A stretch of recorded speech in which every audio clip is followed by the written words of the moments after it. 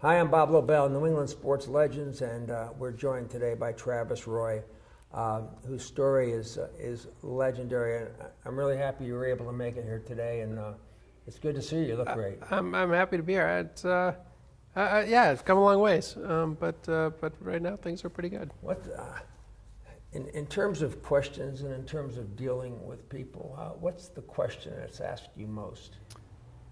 Probably the biggest one is just sort of how do I do it?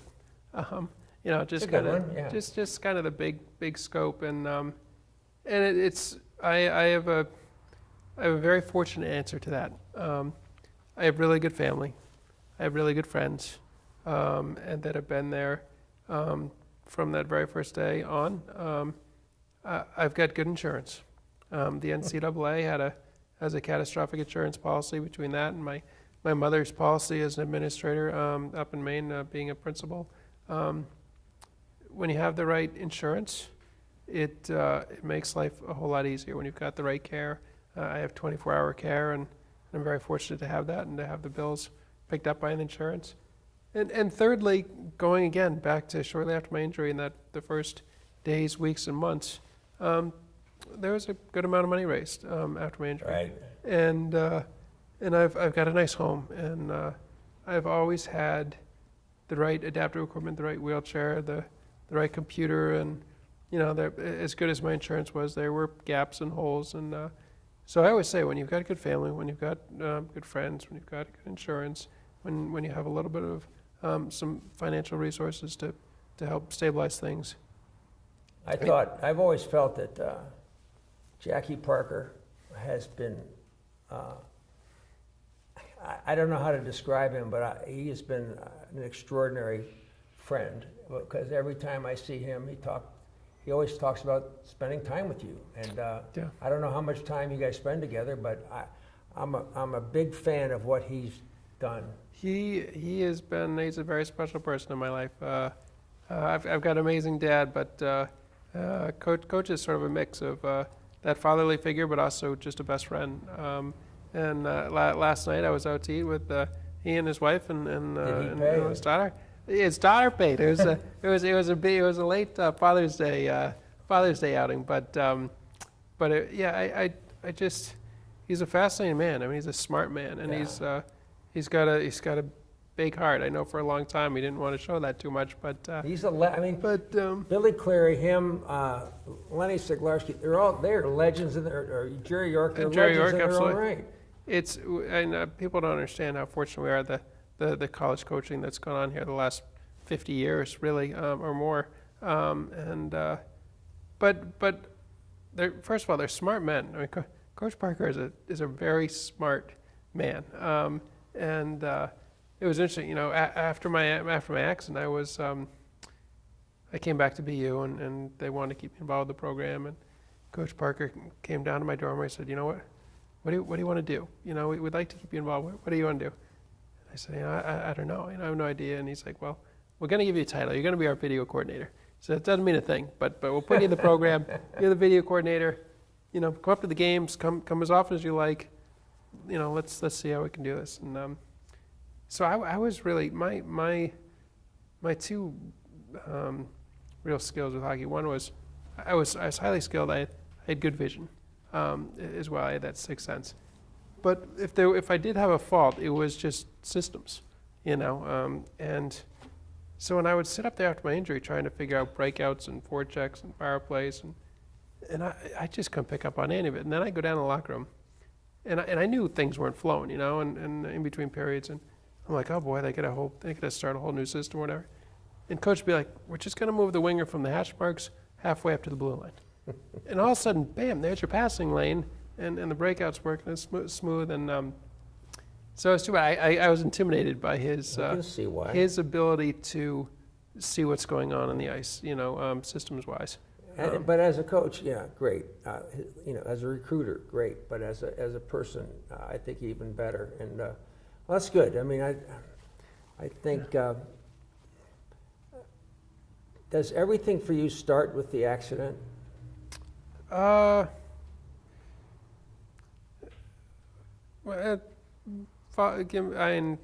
just so I'm going in the right direction. What do you mean by that? I mean, well, when you are in a situation like this, or talk to an audience, they want to, I guess, find out about Travis Roy after the accident. Yeah. Travis Roy, not Travis Roy before the accident. Yeah. So what I'm asking you is, has it pretty much come down to you that everything starts for you with the accident? You know what? For the first probably 10 years, it'll be 19 years. Oh my God! October 20th. I mean, Unbelievable. it's incredible. Next year, half my life I will have lived in this condition, which just blows my mind. So for certainly the first 5 years, and close to the first 10 years, it was Travis Roy, Boston University hockey player, paralyzed in his first game, and I was never really comfortable with that. I was known for breaking my neck, Yeah. basically I was known for that 11 seconds, and I did go back to school. We started the Travis Roy Foundation. I was trying to kind of figure out my life, and so yeah, for more or less the first 10 years, it was the accident. But probably what I'm most proud of is, and it's really kind of starting to show in the last 9 years or not, but I like to believe my story is much more than just that accident now. The Travis Roy Foundation's raised over $5 million for research, for individual grants, trying to provide the right wheelchairs and voice-activated computers. As I say, my family and I were very fortunate to have the right equipment and to be able to live as independently as I have. And it's always been a goal of ours to give back, to make sure other people have similar opportunities. And I'm still hopeful that the research is going to, I don't know that if I'm going to walk again, but if I could have, use of my hands, if I could have the ability to transfer in and out of bed, and I haven't given up on walking by any means, but 19 years in a wheelchair is a long time, and the muscles, the bones, things change. It's going to be a battle if and when that day comes. But lost my train of thought. No, we're talking about your growth after right. you moved past the first 10 years. My speaking career, for the first. I graduated from BU in 2000. I spent 5 years just, trying to create this career as a motivational speaker, and I'd speak at Rotary clubs, and I'd speak at this women's pre-release detention center, and I'd speak at a Catholic women's divorced and widowed club, and I'd speak at just anywhere I could, and there were some interesting audiences. I can imagine. But the last 10 years, I've been all around this country speaking at Fortune 500 companies, and it just really created a nice career. So what's nice is I feel like I've created something that my story since my injuries, there's much more than just that 11 seconds, and feeling bad for kid from Maine that had an unfortunate incident, and it's so now I feel like. Now I'm more comfortable with the little bit of attention that my story continues to get. That it's so it is much more exactly than the accident. It's what you've been able to create, and it's taken a while. It's taken almost 20 years to bring you here to this moment. And yeah, but it's the other piece to it though that. I'm proud of the work of the foundation. I've been pleased with the career I've kind of created with the speaking that I do. But the other thing that's, when I think of my story, I think of it as, I'm the one, in front of the camera now, but I just think of all of us that have made this story successful. We talked about Coach Parker, my family, my friends. There are so many people out there that I've never met, that whether they sent in a check, whether they donated to the foundation, whether they sent, just a random email that I get from time to time. There's so many people, and I felt this from the very first day on, and I feel it as much even today, that are just rooting for me, and that have wanted to see that what was a devastating moment in a terrible time, that we made this a pretty, I don't want to say it's a happy ending, but it's certainly a productive and life that's got a lot of value, and everybody that's wished me good thoughts or said a prayer or has come in contact with my life, I think we can all feel good about how this story's turned out. I'm going to give you an opportunity to talk about the websites and everything, so don't let me forget the key information, but that's really not why we're here, but we ought to I could care less about I know that you could care less about that, but you might as well. What the heck? Sure. Let's not do that right now, but I would Yeah. move along and ask, I have two questions. First one was about your parents, but I'm going to put that on hold, so remind me if I forget. The next one is spirituality. Are you a spiritual person, religious person? What's the deal? It's been interesting. I guess it's kind of cliche. They say it's kind of a lifelong experience, kind of faith. And a friend of mine, good friend of mine, he said after my accident, I don't understand it. He said, you kind of pray for, good things. And, after my injury, like, so many people were praying for me, and I got holy water sent from around the world, and cards, and very numerous kind of, and it was hard to. I kept thinking, if all these people are praying for me, if all these people are, just wishing good things for me, and for things to get better, that somehow, some way, if there's any value to that somehow I'm going to walk, or somehow I'm going to, see a significant improvement. And it never happened. But when I got around my 10-year anniversary, I started to think a little differently about the prayers and the cards and the support that I've had. And all of a sudden it dawned on me that maybe it's not so much about that I walk away, that everything is perfect and everything gets fixed. Maybe it's more just people hoping that I continue to have the strength to kind of live a productive life, and all of a sudden, I was like, oh, wow, those prayers did get answered, that, as I say, the quality of my life, it's really high for being a high-level quadriplegic, so I like to think at night, I say my prayers every night when I go to bed. I like to certainly believe in a higher power. And do I go to church every Sunday? No. I will say I've got a goal that in my life to read the entire Bible, and I've kind of come and go from that. But more just to understand it and be aware of it. I do like believing in a higher power. I like to believe that there's something more after this life, and we'll see. Can you feel the wherever you go, the empathy? I'm sure you can almost read people's minds, saying, "Oh my God, there's Travis. Why did that happen to him? I don't think I could have handled that.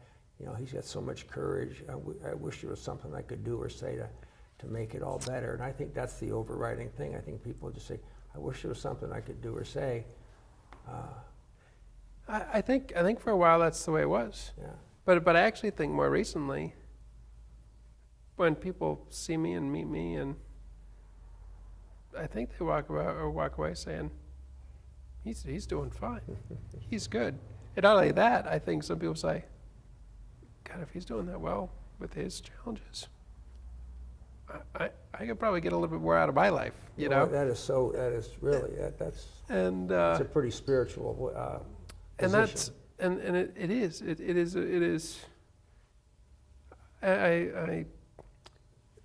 so I give speeches to corporate groups, to high schools, to college kids, and throughout New England, across the country, and it's always interesting that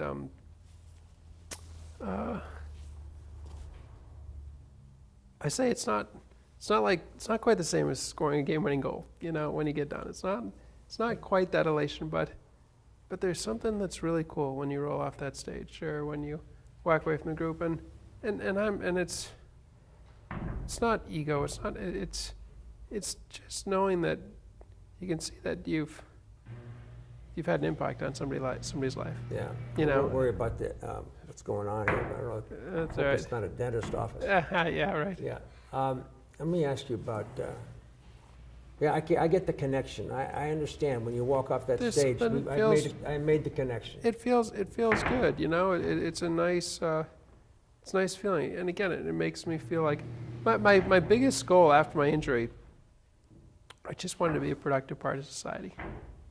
It sounds so basic, but most high-level quadriplegics are generally a drain on society in one way or another. Whether it's through Medicaid or Medicare, but to be able to make a living and to be able to give back, whether it's the Look, foundation. you know that you are a productive part of society. Exactly. You know that you've gotten to that goal. And it feels good. Yeah. It feels really good. Yeah. Your parents, they not only do you end up worrying about yourself and dealing with everything you have to deal psychologically, the difficulty, the collateral, let me put it this way, the collateral damage. I know you're shaking your head and you say, wow, people just don't get the collateral damage. Well, it was one of the recurring thoughts that I had for the 4 months that I was in, 2.5 months in the ICU, and another month and a half or so in inpatient rehab before they flew me down to Atlanta. And I hated, let it be my problem, let it be my burden, let me deal with it. Don't let it affect everyone else's life, and it has been a priority of my life. And thank goodness, through good insurance, to have the 24-hour home care. I have done everything I can to, for me, to be as independent as possible. But certainly, I did not. I wanted to make sure my parents, my sister, that they live their lives as burden-free as possible.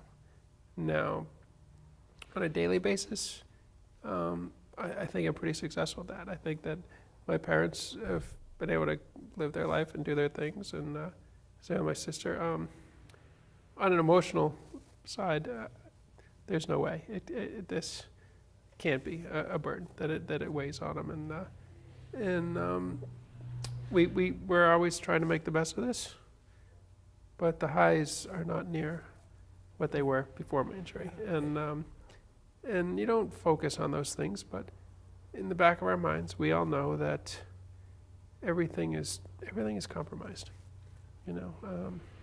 Nothing is fully gratifying.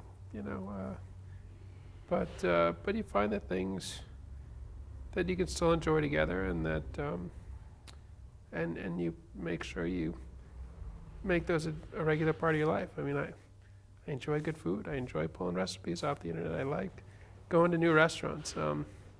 I can enjoy that with my family. My mother loves to pull out a recipe and we'll cook something fun. And with my dad, he and I, we've always had a common enjoyment out of motorsports. So we can still share that together a little bit. But life becomes really simple. And it's actually, I didn't think there were any gifts to come out of this injury in this situation. But if there's one thing that I do feel that I have my view on life is it's very simple, and the things that I see my friends and my peers and just people in general stress over, all the marketing and the commercialization, none of that means anything to me. As long as I've got my family around me, my friends. As I say, I mean, last night just going out to eat with Coach Parker, to good steak. I mean, that 2 hours, that's what makes life rich. You know, that's what makes. And I have a deep appreciation for those moments, and I am constantly trying to make those regular occurrences in my life. And so it's not about having the fancy car. It's not about, I don't even know what, I don't have a an iPhone. I could give a crap about that. I want real time. I want real conversation. And my life on a daily, weekly, annual basis has a lot of that in it, with my family and friends. And so it's yeah. Sometimes I feel like I'm a little ahead of the pack in appreciating what to me is real, what's truth. Pretty amazing story, because I think anybody I've ever talked to or interviewed would never go there, would never go to the places that you've gone, whether it's because you were forced to go there, because you wanted to go there, because you had a choice to go there, but is that you? I mean, is that, if you look into that camera and there's all these people that reached out to help you and said prayers for you and sent money to the foundation and everything else, I mean, did they know you? Can we? So I've always been pretty open. I've been open and honest about, my book, 11 Seconds, that came out shortly after my injury, and I updated my 10-year anniversary with some of the different things that changed my life. But it's a really good question, because as open as I am, and I share most every aspect of my life. But the truth of it is, inside I have an inner dialogue. And as I mentioned, I'm always trying to make the best of this. But this is only a portion. People only get to see, my family only gets to see, the public only gets to see a portion of who I am. I know. Don't ask me how I know. I know there's an inner dialogue. I know there's a whole other world in there. I miss hockey as much today as I did when they carted me off the ice, and I knew that I would never play again.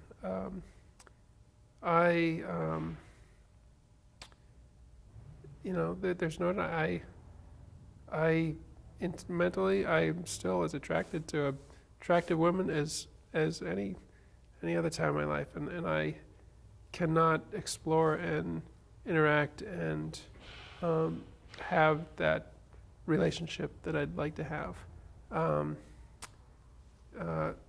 just physically to not be able to, I spend my summers in Vermont with my family, and not to be able to be on the rocks jumping off the cliffs with my nieces and my nephews, not to be able to, teach my nephew how to skate, or just go out and play around on the ice. There's always constantly these thoughts that I would be doing, that I would wish I could do, that I don't express them, I don't share them, I don't. But they're constantly going through my mind, and no doubt about it. And it's I've always said I've never been angry, I've never been mad, never. Although it's funny, the older I get, there's actually a little bit more of that than there ever was before. The predominant feeling throughout this always, is just sadness. There's a lot of loss. I mean, you can't deny it. I don't focus on that. I choose not to focus on that because it doesn't get me anywhere. But it's there. But it is constantly there. I mean, I can't deny it. There is, and I insulate myself pretty well from it, because it's really sad. One of the things that I talk about in my speeches, I always had a desire. I just wanted to see how good I could be, and mainly that pertained to hockey. you know, could I play Division I hockey? Could I play in the AHL? Could I play in the NHL? Could I make the Olympic team?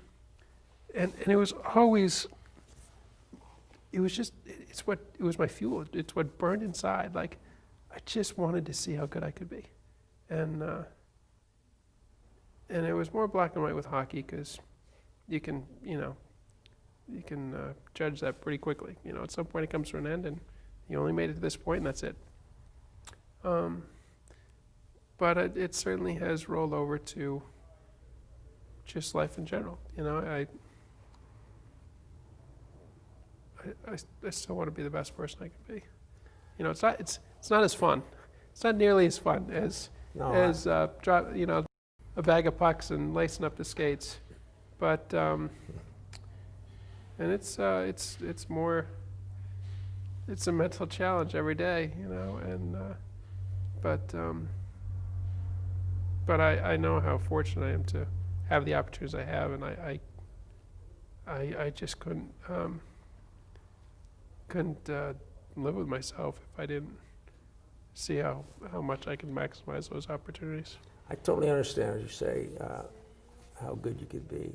And you know, the right thing for me to say, all right? I know what the right thing for me to say is that, oh, come on, Travis, how nobody could be as good in this condition as you are. You've been, how, you know, you can be good in hockey, but that's nothing compared to how good an inspiration you've been. But you know what, it doesn't balance out. You know, there's always a minus. And I get it. You don't have to talk about it. You can talk about it if you want, but it's there. Yeah, it's you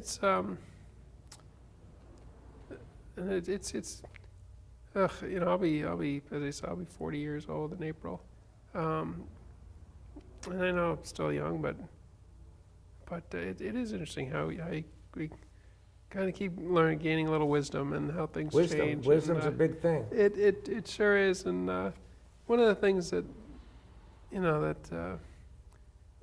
I realized was for the first 20 years of my life, I had a passion.